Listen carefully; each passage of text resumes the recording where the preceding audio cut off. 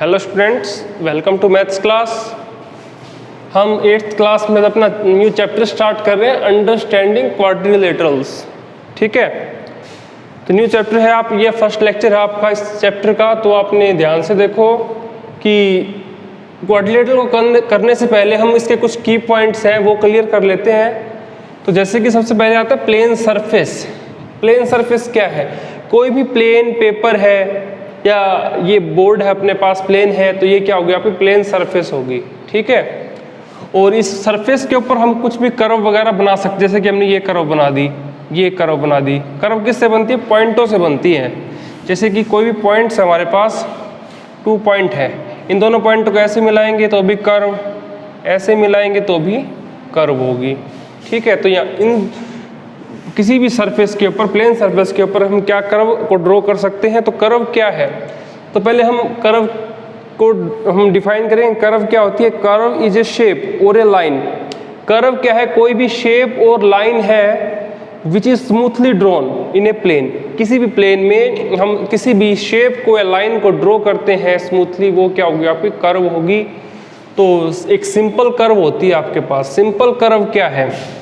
जैसे कि ये भी कर्व होती है, ये भी कर्व है आपकी, ये भी कर्व है, ये भी कर्व है आपकी। ठीक है, ये सभी क्या है? कर्व है आपकी। तो सिंपल कर्व कौन सी होगी? एक curve does not cross itself. जैसे कि देखो ये सिंपल कर्व है सभी के सभी। अगर कोई कर्व ऐसे हो जाए, क्या किया इसने? अपने को क्रॉस कर दिया। क्रॉस कर दिया, देखो यहाँ से ये कर्व इसने क्रॉस कर दिया, तो ये क्या होगी? Not simple. ये कर्व सिंपल नहीं होगी। ये सिंपल कर्व है, इसने अपने आप को क्रॉस नहीं किया। ये भी सिंपल कर्व है। सर्कल ले लो आप, सर्कल भी क्या है? एक सिंपल कर्व है। ये भी सिंपल कर्व आपकी, ये भी सिंपल कर्व है। ठीक है, फिर आते हैं बात ओपन कर्व की और क्लोज्ड कर्व की। जैसे कि ये जो कर्व है वो ओपन है, क्योंकि यहाँ का जो एरिया है ओपन है बिल्कुल। ये ओपन कर्व हो गया आपकी, और ये वाली कर्व क्या है? क्लोज्ड कर्व है। ठीक है, तो इस तरीके से हम करेंगे इसको। तो ये जो कर्व होगी आपकी, ये सिंपल है, सिंपल कर्व है, बट नॉट क्लोज्ड। क्लोज नहीं है। ये कर्व आपकी सिंपल भी है और क्लोज भी है, क्लोज्ड भी है। ये आपकी सिंपल नहीं है बट क्लोज्ड। ये जो आपकी कर्व है वो सिंपल तो नहीं है क्योंकि इसने अपने आप को क्रॉस कर दिया, पर ये क्लोज्ड है। यहाँ से आप यहाँ से इस एरिया से देखो, ये क्या है?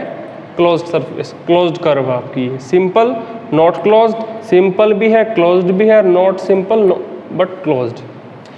और ठीक है, तो इस तरीके से आपकी कर्व थी, simple curve, open curve, closed curve.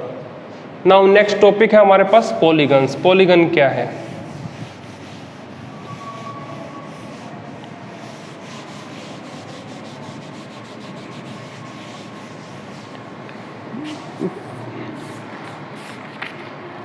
तो नेक्स्ट पॉलीगन में देखो क्या है? A simple closed curve made up of only line segment. सिर्फ लाइन सेगमेंट से ही सिंपल क्लोज्ड कर्व बनेगी, वही क्या होगा? आपका पॉलीगन होगा। मतलब कि सिंपल भी हो, क्लोज्ड भी हो और लाइन सेगमेंट से बने। तो लाइन सेगमेंट से सिंपल बना रहे हैं। देखो ये क्या बन गया आपका? ये मान लो स्क्वायर है आपके पास। ठीक है, स्क्वायर। स्क्वायर क्या है? आपका पॉलीगन है, क्योंकि ये देखो ये सिंपल भी है, क्लोज्ड भी है और लाइन सेगमेंट से ये बना है। तो ये क्या होगा? आपका पॉलीगन होगा।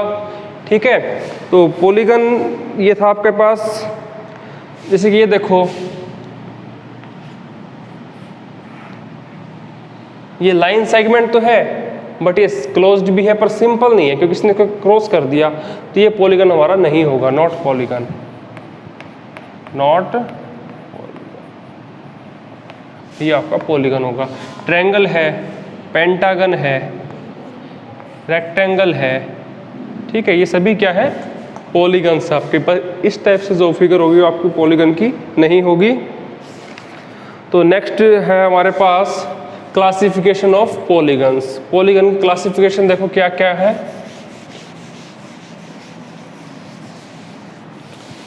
क्लासिफिकेशन में आता है आपके pass on the basis of number of side. जैसे कि आपके पास मान लो 3 साइड है, 3 साइड से क्या बनेगी आपकी ट्रायंगल बनेगी।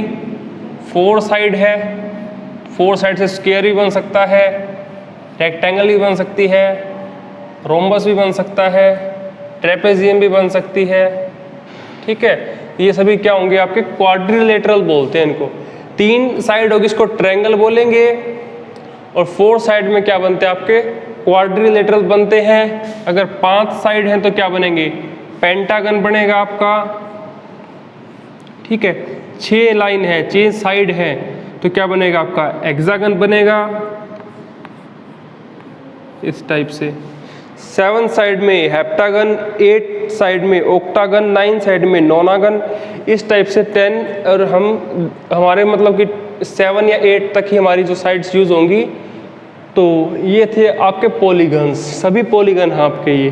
ठीक है, 3 साइड से क्या बनता है ट्रायंगल, 4 साइड से क्वाड्रिलेटरल, 5 साइड से पेंटागन, 6 साइड से हेक्सागन, 7 से हेप्टा, 8 से ऑक्टा। ठीक है, इस प्रकार से ये थे आपके क्लासिफिकेशन ऑफ पॉलीगन्स। नेक्स्ट आता है हमारे पास डायगोनल्स क्या होते हैं। तो कुछ पॉलीगन्स के वो भी हैं, टाइप्स भी हैं, वो मैं आपको बताऊंगा कि किस किस टाइप के पॉलीगन्स होते हैं। तो उससे पहले हम डायगोनल्स देख लेते हैं। डायगोनल क्या होते हैं। A diagonal is a line segment connecting 2 non conjugative vertex of a polygon. कोई भी पॉलीगन, जैसे आपके पास ये पॉलीगन है, ठीक है, a diagonal is a line segment connecting 2 non conjugative vertex. ये वर्टेक्स है, इसके 4 वर्टेक्स है, वर्टिसेस है, तो इनको कनेक्ट करेंगे हम नॉन कॉन्जुगेटिव। ये तो कॉन्जुगेटिव हो गए और ये है नॉन कॉन्जुगेटिव, ये तो आपके क्या होंगे फिर डायगोनल होंगे। ये भी आपका डायगोनल, तो जैसे कि मान लो हेक्सागन है आपके पास, इसमें जो डायगोनल होंगे वो आपके ये होंगे। देखो नॉन कॉन्जुगेटिव को हम मिला देंगे इस तरीके से, ये सभी क्या होंगे आपके डायगोनल्स होंगे। ठीक है, इस प्रकार से ये आपके सभी के क्या बनेंगे डायगोनल्स बनेंगे। और डायगोनल्स, नंबर ऑफ डायगोनल्स हम कैसे निकालते हैं। कभी भी आपको नंबर ऑफ डायगोनल्स निकालने हो कि जैसे कि इसमें अपने डायगोनल्स कितने बने हैं, 2 डायगोनल बने हैं, ये आप काउंट भी कर सकते हो। जैसे कि एक फॉर्मूला होता है n × n-3/2, इससे आप क्या निकाल सकते हो नंबर ऑफ डायगोनल्स निकाल सकते हो, कितने डायगोनल्स बनेंगे। जैसे कि क्वाड्रिलेटरल में 4 साइड होती है, तो n क्या है नंबर ऑफ साइड्स, n क्या है आपका नंबर ऑफ साइड्स। तो हम 4 पुट करेंगे यहाँ पर, 2 2 जा 4, 4 - 3 1, 2 × 1 क्या 2, तो 2 डायगोनल बने इसमें। ऐसे ही अगर आपके पास पेंटागन है,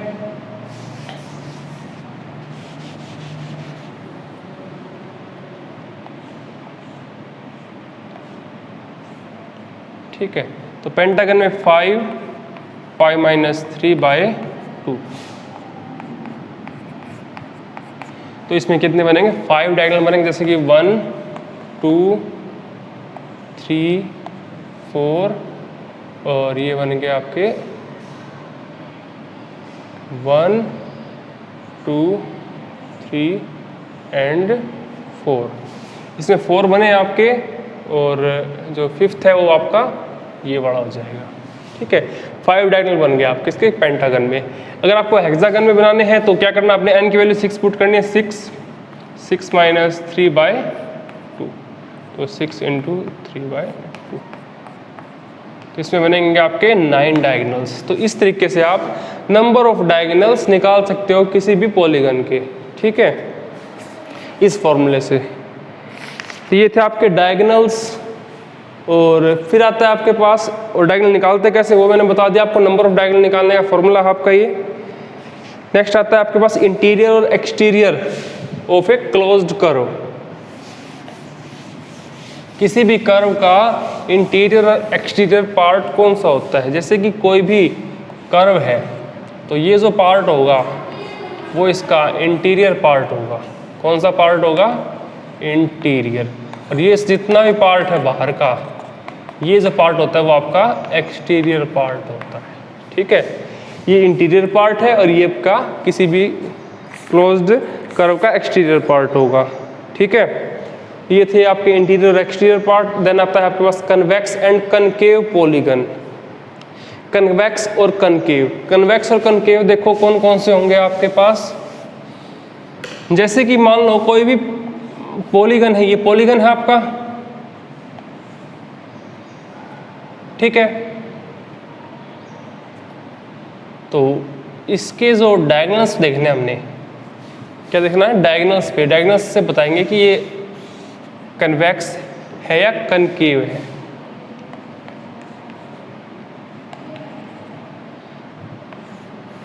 पॉलीगन ये भी है आपका, देखो सिंपल भी है, क्लोज्ड भी है और made up of line segment, line segment से ही बना है।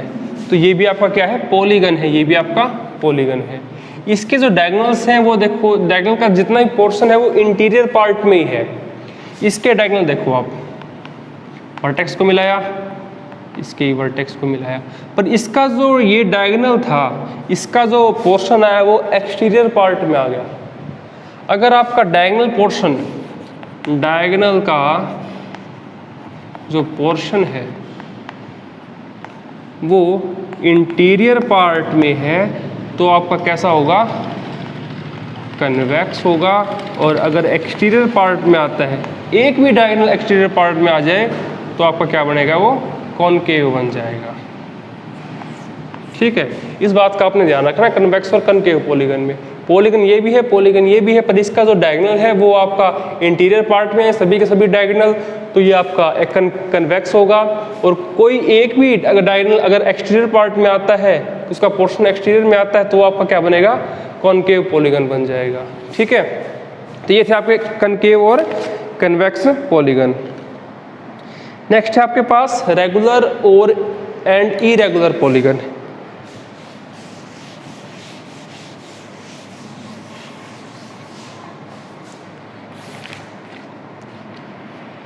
रेगुलर और इरेगुलर पॉलीगन देखो क्या होते हैं। रेगुलर, रेगुलर कब होगा? जब इक्विलेटरल हो,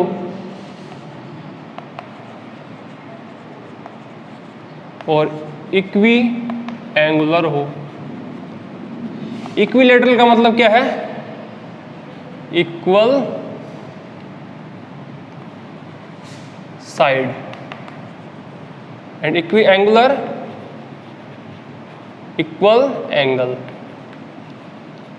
सभी की सभी साइड इक्वल हो तो इक्विलेटरल होती है, और सभी की सभी एंगल इक्वल हो इक्वल एंगुलर होता है। तो जो रेगुलर पॉलीगन है वो कब होगा? जब किसी भी पॉलीगन के जो एंगल्स हैं वो भी इक्वल हो और सभी के सभी जो साइड्स हैं वो भी इक्वल हो, तभी क्या होगा? वो आपका रेगुलर पॉलीगन होगा, अदरवाइज इरेगुलर हो जाएगा। जैसे कि इक्विलेटरल ट्रायंगल है, इक्विलेटरल ट्रायंगल की जो सभी एंगल्स होते हैं वो इक्वल होते हैं। ठीक है, और सभी साइड भी क्या होती है? इक्वल होती हैं। ठीक है, ये जो हम साइन लगाते हैं ना, इससे शो हो जाता है कि मतलब ये तीनों साइड इक्वल हैं, ये तीनों एंगल्स इक्वल हैं। ठीक है, जैसे कि इक्विलेटरल ट्रायंगल थी ये, इसके सभी एंगल भी इक्वल है और इक्वल साइड भी इक्वल है, तो ये क्या होगी? आपकी रेगुलर पॉलीगन होगी। स्क्वायर है, जैसे कि स्क्वायर में सभी जो आपके साइड से इक्वल होते हैं, सभी एंगल्स भी क्या होते हैं? इक्वल हैं, तो ये भी क्या होगा? रेगुलर पॉलीगन होगा। एक आपकी रेक्टेंगल है, जैसे ये दोनों साइड इक्वल है, ये दोनों साइड इक्वल है, अपोजिट साइड्स आर इक्वल, पर ऑल आर नॉट इक्वल, सभी के सभी नहीं इक्वल है, ये अपोजिट ही इक्वल है। एंगल भी इक्वल है इसकी, ये इक्वी एंगुलर तो है पर इक्विलेटरल नहीं है, क्योंकि इसकी जो opposite sides are equal, all sides are not equal, इसलिए आपका ये क्या होगा? इरेगुलर के अंदर आ जाएगा। ये आपका इरेगुलर पॉलीगन होगा, और ये जो है आपके वो रेगुलर पॉलीगन होंगे। क्लियर? तो ये थे आपके रेगुलर और इरेगुलर पॉलीगन। देन नेक्स्ट है आपके पास angle sum property. Angle sum property में देखो क्या है, आपने लास्ट क्लास में पीछे भी यूज़ किया होगा कि एंगल सम प्रॉपर्टी हम कहाँ यूज़ करते हैं, कैसे यूज़ करते हैं। ठीक है, तो एंगल सम प्रॉपर्टी क्या होती है, किसी भी ट्रायंगल के जो 3 एंगल्स होते हैं उनका सभी का सम कितना होता है 180, तो वो क्या आपकी एंगल सम प्रॉपर्टी है। तो ट्रायंगल की जितने भी एंगल्स हैं आपके 3 एंगल्स हैं उनके सभी का जो सम है वो क्या होगा 180 होगा। और भी पॉलीगन, कोई भी पॉलीगन हो उसके आप एंगल का सम निकाल सकते हो, इंटीरियर एंगल का सम ऑफ इंटीरियर एंगल।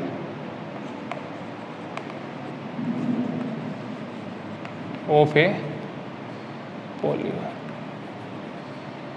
तो इसका सम निकालने का फॉर्मूला क्या होता है आपके पास n-2 इंटू 180। जैसे कि ट्रायंगल है, n क्या है यहाँ पर, नंबर ऑफ साइड 3 साइड है, तो 3 - 2 इंटू 180 कितना आया 3 - 2 1 इंटू 180।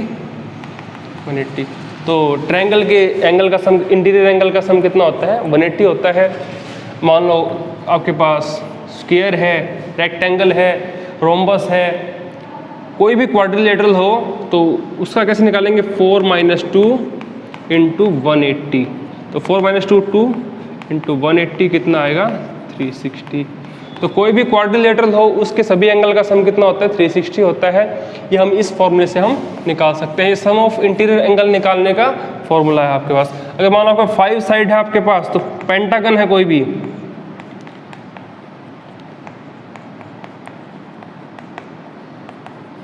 तो जो पेंटागन है उसके इंटीरियर एंगल का सम कितना होगा 540। ठीक है, इस तरीके से आप किसी भी पॉलीगन के इंटीरियर एंगल का सम निकाल सकते हो इस फॉर्मूले से। यहाँ पर क्या है n - 2 इंटू 180, n क्या है नंबर ऑफ साइड्स। ठीक है, और जो हमारे एक्सटीरियर पार्ट होते हैं इसके एक्सटीरियर एंगल, जैसे कि ये एक्सटीरियर एंगल है इस तरीके से। ठीक है, एक्सटीरियर एंगल का सम कैसे निकालते हैं हम, जो sum of all exterior angle of any polygon is equal to 360। जो एक्सटीरियर एंगल का सम होता है ना वो 360 होता है, या तो वो या ट्रायंगल हो या क्वाड्रिलेटरल हो या पेंटागन हो, कोई भी पॉलीगन हो उसके सभी एक्सटीरियर एंगल का सम कितना होगा 360 होगा। ठीक है, तो ये थे आपके एंगल सम प्रॉपर्टी, और ये जो की पॉइंट्स हमारे हो गए हैं इस एक्सरसाइज में। तो नेक्स्ट वीडियो में आपको मैं एक्सरसाइज 3.1 कंटिन्यू करेंगे हम। ठीक है, तो अगर आपको कोई भी किसी भी पॉइंट में कोई भी प्रॉब्लम आए तो आप कमेंट बॉक्स में अवश्य डालें, और अगर आपको ये वीडियो पसंद आए तो हमारे YouTube चैनल को सब्सक्राइब करें, इस वीडियो को लाइक एंड शेयर करें। Thank you students.